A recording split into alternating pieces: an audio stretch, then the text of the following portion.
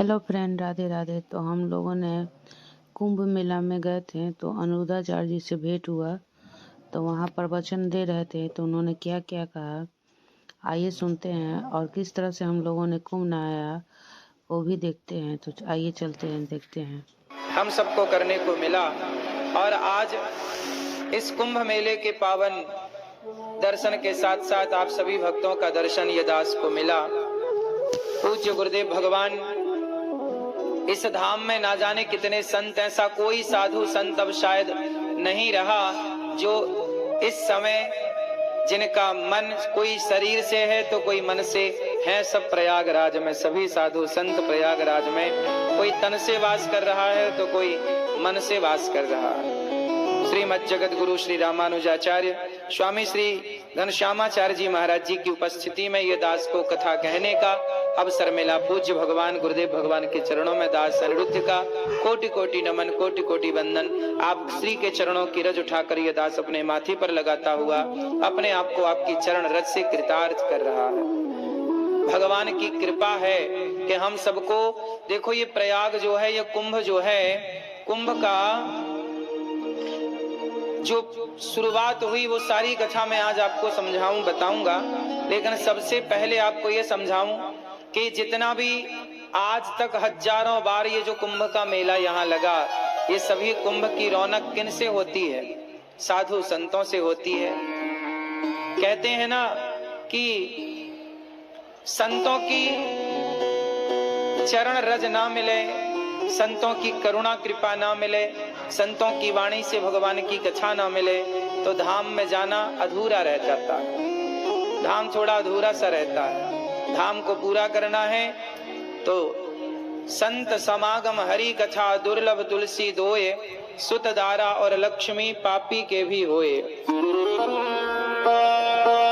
संत समागम हरि कथा, संतों का दर्शन और भगवान की कथा, यही दो चीजें अनमोल है। वरना सुत मतलब बेटा, दारा मतलब पत्नी, लक्ष्मी मतलब धन।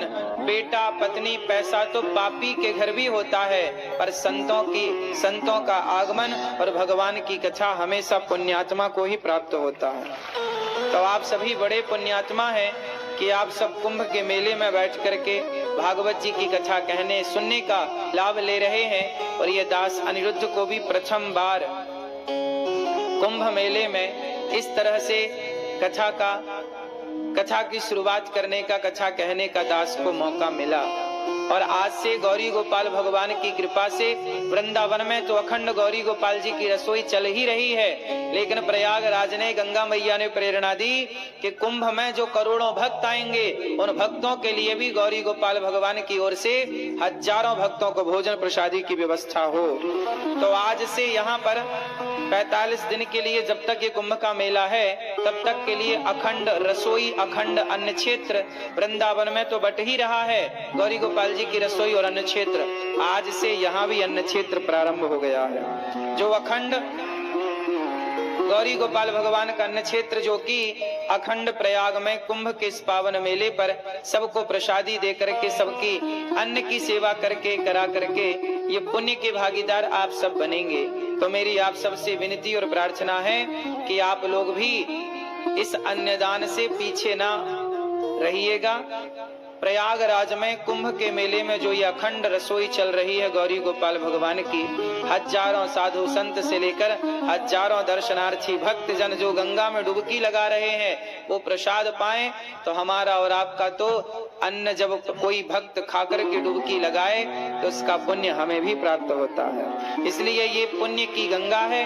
आपकी भी अन्न क्षेत्र यहाँ गौरी गोपाल भगवान की ओर से जो बट रहा है, आपकी भी सहभागिता हो, आपका भी योगदान इसमें हो तो अच्छा है कि आपका भी अन्न भक्त जन खाएं और जीवन को कृतार्थ करें। ये सेवा है। अन्य सेवा से बड़ी कौन सी सेवा होगी? और ये तो भगवान ने बड़ी करुणा कृपा की कि हम सबसे ये सब कुछ सेवा ठाकुर जी ले रहे हैं। वरना कई लोग ऐसे हैं कि सेवा देने को तैयार हैं लेकिन लेने वाला कोई नहीं है। ये तो बड़ी कृपा है कि भगवान ने आपको देने लायक भी बनाया है कि आप भी दें तो कुंभ मेले में आपका भी ये गौरी गोपाल भगवान का जो अन्न क्षेत्र बट रहा है, इस अन्न यज्ञ में आपकी भी सहयोग की आहुति लगे और आप भी अपनी बेटी के नाम से, बेटे के नाम से, माता पिता के नाम से यहाँ भी अन्नदान, अन्न क्षेत्र बंटवा कर पुण्य की भागीदार बने। आप जहां हैं वहीं से कुंभ में नहीं आ पाए तो मानसिक प्रणाम करें और आपका भी अन्न यहाँ तक पहुंचे ऐसा प्रयास करें। आए हैं तो आकर सेवा करें, अपने हाथ से सेवा करें। ये आज से यहाँ की सेवा स्टार्ट हुई। प्रिय भक्तों,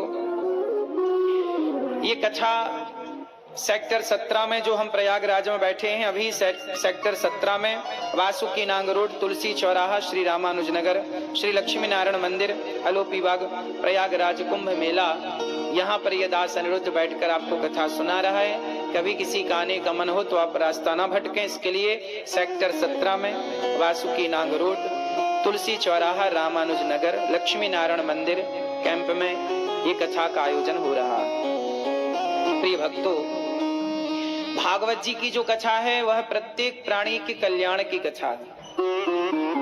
भागवत जी किसकी कथा है? प्रत्येक प्राणी के कल्याण की। और आज हम कितने भाग्यशाली हैं कि कुंभ के मेले में बैठकर, जहां अब ये कुंभ क्यों लगता है, 12 वर्ष में एक बार क्यों आता है, इसका भी विज्ञान में आपको बताऊं। देखिए, विज्ञान साइंटिस्टों को, वैज्ञानिकों को आज पता चला कि बृहस्पति का चक्कर 12 वर्षों का होता है। हमारे ऋषि मुनियों को हजारों साल पहले पता लग गया कि जब बृहस्पति का एक चक्कर पूरा होता है, बृहस्पति की एक परिक्रमा जब पूरी होती है तो 12 वर्ष में पूरी होती है, और जब एक परिक्रमा बृहस्पति जी की पूरी होती है तब हमारे यहाँ एक कुंभ का आयोजन होता है 12 वर्ष में एक बार। और समुद्र मंथन से जब सबसे पहले अमृत, सबसे अंत में अमृत निकला, तो उस अमृत की वो कुछ बूंदें आकर के 4 स्थानों पर गिरी। उन 4 स्थानों में एक स्थान है प्रयागराज। जब प्रयागराज जी में अमृत की बूंदें गिरी तो यहाँ पर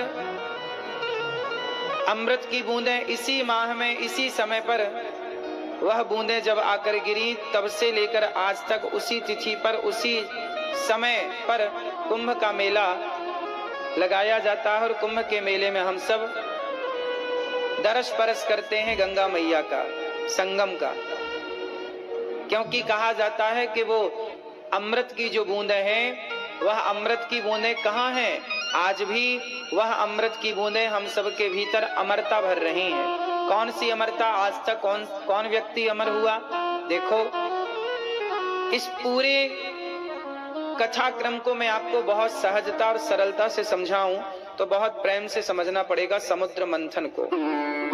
अच्छा, एक बात बताओ, जब समुद्र मंथन हुआ तो सबसे पहले क्या निकला? अमृत निकला कि विष निकला? क्या निकला?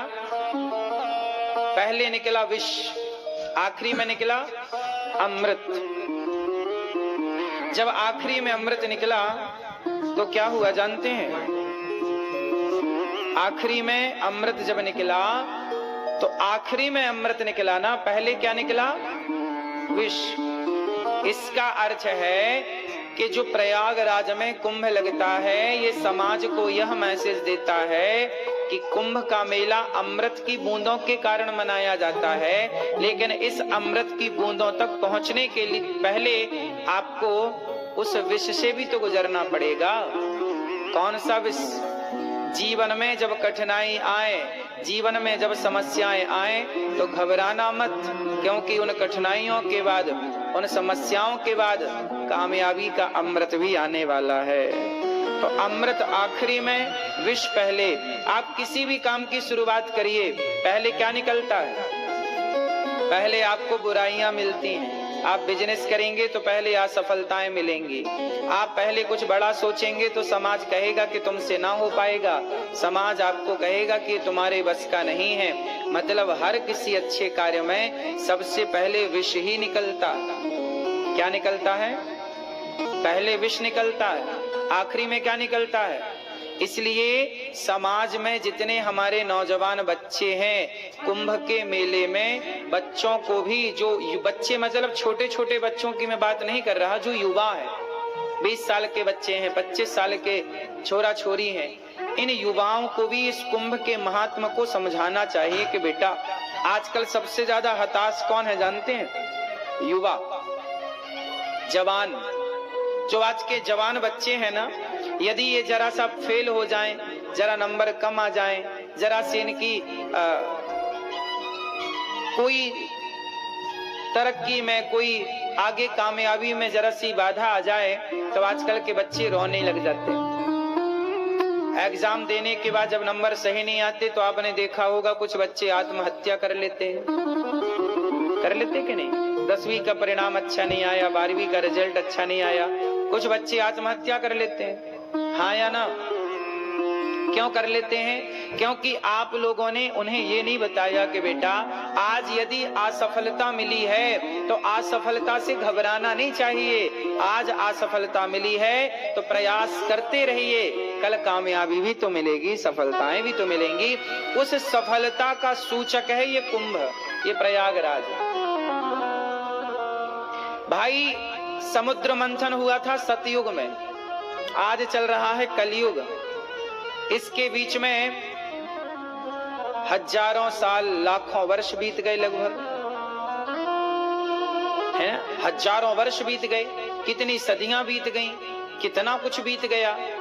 आज तक ये कुंभ का सिलसिला चल रहा है। तो समाज को यही तो बताया जा रहा है कि बेटा, यदि असफलता आई तो असफलता को ग्रहण किसने किया? जब समुद्र मंथन से जहर निकला तो किसने पिया? बोलो मेरी माँ, किसने पिया? भगवान शंकर ने, भगवान शिव ने क्या पिया? विष पिया। शंकर जी ने पिया विष और देवताओं ने पिया अमृत। तो बताओ, देवता अमृत पीकर देवता बड़े भये कि विष पीकर शंकर जी बड़े भये? देवताओं ने पिया अमृत तो देवता देव कहलाए, शंकर जी ने पिया जहर तो देवाधिदेव महादेव कहलाए। अमृत पीने वाला बड़ा नहीं हुआ, विष पीने वाला बड़ा हो गया। इसलिए जीवन में असफलताओं का विष आए तो कभी घबराने की जरूरत नहीं है। असफलता भी सफलता की एक सीढ़ी है। असफलता भी सफलता की एक सीढ़ी है। इसलिए ये हमारा जो प्रयाग है, हमारा ये जो कुंभ का मेला है, कुंभ का मतलब होता है घड़ा, घड़े से छलकी हुई बूंदे अमृत की। अच्छा, घड़ा, अच्छा ये बताओ, आपका शरीर भी तो एक घड़ा है? बोलो हाँ कि ना? अच्छा, आपके शरीर में, यदि आपका शरीर एक घड़ा है, उदाहरण मान लो, तो हम सभी लोग कुंभ के मेला में गए थे और श्री अनिरुद्धाचार्य जी महाराज से बहुत सारी बातें सुनी और किस तरह से हम लोग ने नहाया, हमने आप लोगों को दिखाया। तो वीडियो कैसा लगा ज़रूर बताइएगा। और आप भी, अभी समय है अनिरुद्धाचार्य जी से मिलने का, प्रयागराज में जाके आप लोग भी मिल लीजिए। और बहुत सारे भी संत आए हैं, तो कैसा लगा वीडियो ज़रूर बताइएगा। राधे राधे फ्रेंड, आप सभी को कुंभ मेला के हार्दिक शुभकामनाएं। राधे राधे। जय श्री राम, जय श्री राधा रानी, जय श्री कृष्णा।